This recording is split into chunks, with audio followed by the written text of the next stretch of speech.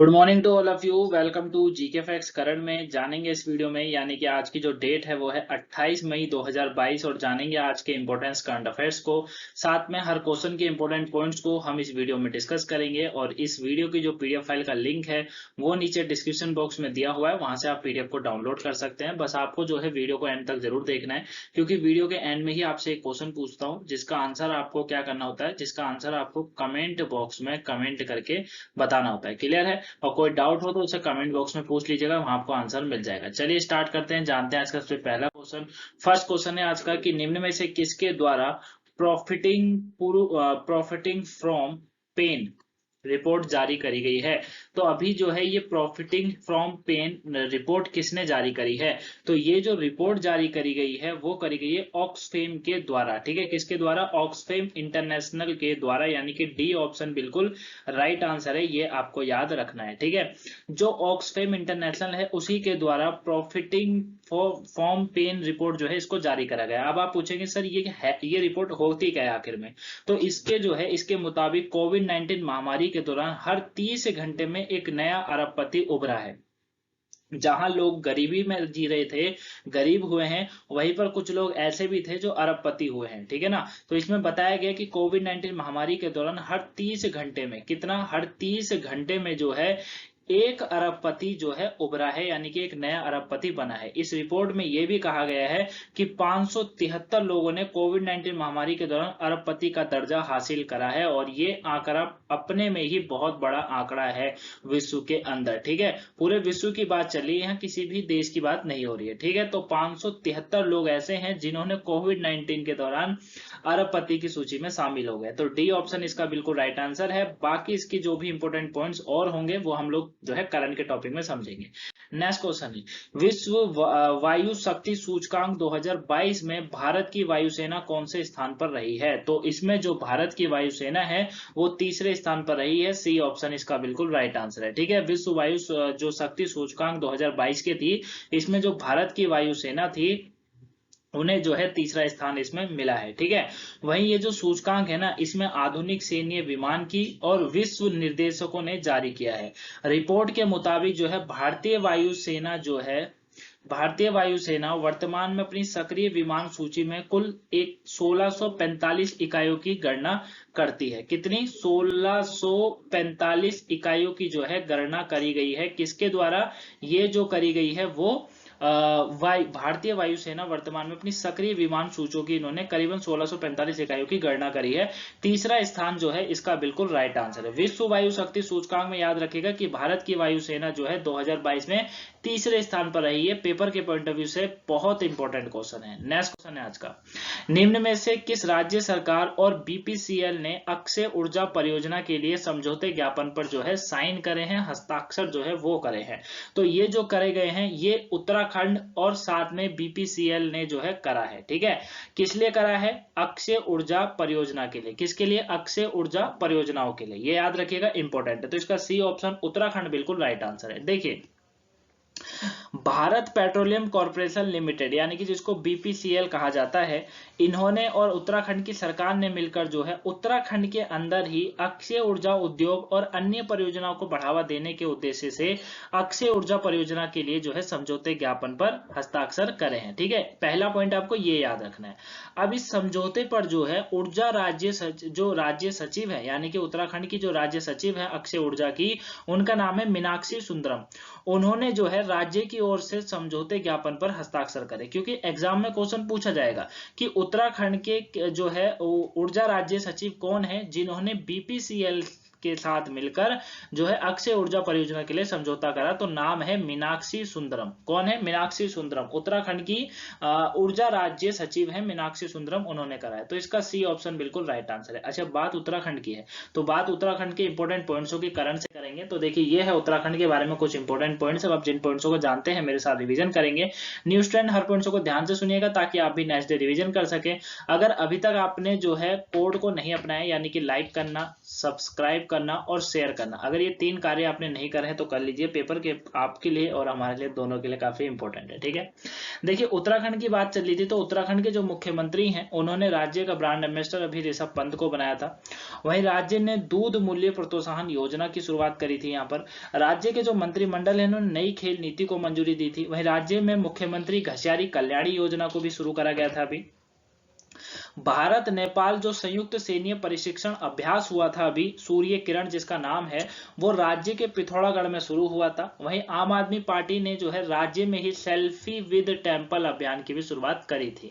तो करंट से जो है उत्तराखंड के बारे में ये पॉइंट्स इंपॉर्टेंट है, बस आपको रिवीजन करते रहना है। ठीक है, अच्छा बात उत्तराखंड के कैपिटल की करें तो देहरादून है। पुष्कर सिंह धामी जो है यहाँ के अभी दोबारा से इनको जो है यहाँ का मुख्यमंत्री बनाया गया था। हालांकि अपनी सीट जो है हार गए थे, खटीमा से ये लड़े थे तो वहां से ये हार गए थे, लेकिन एक अच्छे प्रतिद्वंदी, एक अच्छे जो है लीडर हैं, राजनीति काफी अच्छे से जानते हैं, तो इन्हीं को जो है दोबारा से यहाँ का मुख्यमंत्री घोषित करा गया था। ठीक है, गुरमीत सिंह जो है यहाँ के राज्यपाल हैं। राज्यसभा की यहाँ पर 3 सीटें होती है, लोकसभा में 5 सीटें हैं, असेंबली में 70 सीटें हैं। ठीक है, ये आपको याद रखना है।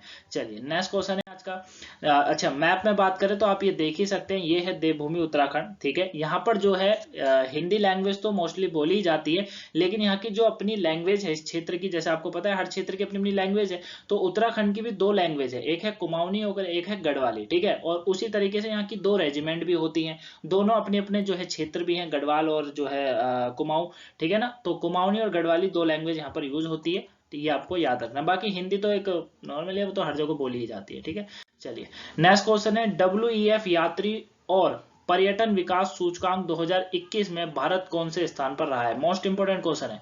तो WEF यात्रा और पर्यटन विकास सूचकांक 2021 में भारत का इस बार का जो स्थान देखने को मिला है वो 54वां स्थान देखने को मिला है, यानी कि बी ऑप्शन बिल्कुल राइट आंसर है। ठीक है, वर्ल्ड इकोनॉमिक फोरम यानी कि WEF और पर्यटन विकास सूचकांक 2021 में भारत का 54वां स्थान जो है रखा गया है। ठीक है, 2019 में अगर मैं बात करूं, 2000 जैसे ये 2021 का डेटा है, तो 2019 का जो डेटा था वो जो था भारत का 2019 में हम लोग बात करेंगे तो भारत जो था 46वें स्थान पर था। कौन से स्थान पर था? भारत जो था 46वें स्थान पर था, ये आपको याद रखना है। ठीक है, और इस सूचकांक में अगर प्रथम पर बात करें तो जापान है। जापान जो है वो शीर्ष स्थान उसने हासिल करा है इस बार भी, और इसके बाद जो है अमेरिका, स्पेन, फ्रांस और जर्मनी का स्थान है। ठीक है, अपना देश भारत जो है वो 54वें स्थान पर है, ये आपको याद रखना है। साथ में प्रथम पर जापान है, ये याद रखना है। और इसके बाद अगर बात करूं सेकंड नंबर पर अमेरिका है, थर्ड नंबर पर स्पेन देश है, और जो है फोर्थ पर फ्रांस है, और फिफ्थ पर जो है जर्मनी है। ठीक है, और भारत का स्थान आपको याद रखना ही है। चलिए, तो इसका बी ऑप्शन जो है वो बिल्कुल राइट आंसर है। नेक्स्ट क्वेश्चन है आज का, निम्न में से किस मैगजीन ने हाल ही में 100 सबसे प्रभावशाली लोगों की सूची जारी करी है? इसका आंसर आपको पढ़ते के साथ ही आ जाना चाहिए, टाइम मैगजीन। ठीक है, आप जानते ही हैं, इसके ऊपर कल ही मैंने आपको वीडियो करा रखी है। टाइम मैगजीन में 100 सबसे प्रभावशाली लोगों की लिस्ट में कौन है, भारत की तरफ से किनको रखा गया, ये सारा मैंने उसमें बता रखा है। नहीं देखी हो तो कल वाली वीडियो जरूर देखिएगा, 12 बजे वाली।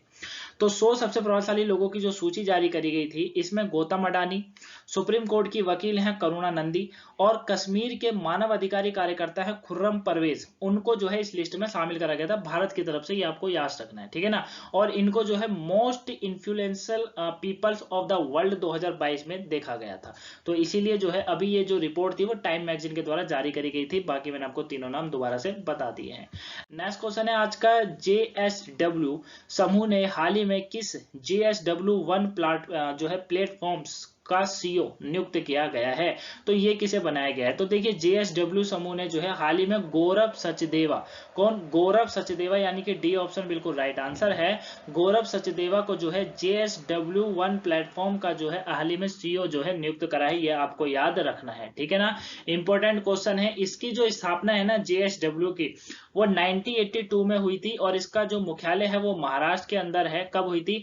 1982। ठीक है, कब हुई थी? 1982 में जो है इसकी स्थापना हुई थी। ठीक है, कहां पर हुई थी? महाराष्ट्र के अंदर जो है हुई थी, ये आपको याद रखना है।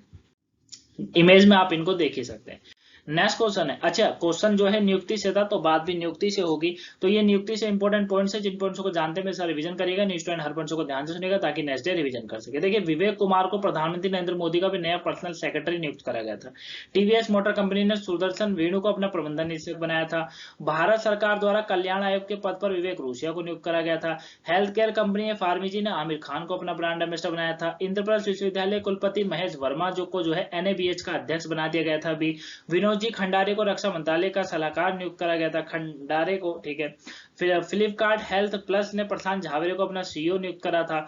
संजीव कपूर को जेट एयरवेज का सीईओ नियुक्त करा गया था, ठीक है। डिश टीवी इंडियन ने ऋषभ पंत को अभी अपना ब्रांड एम्बेसडर बनाया था और आर्थिक विकास संगठन ने निदेशक चेतन घाटे को नियुक्त करा था। इंपोर्टेंट पॉइंट्स रिवीजन करते रहिएगा।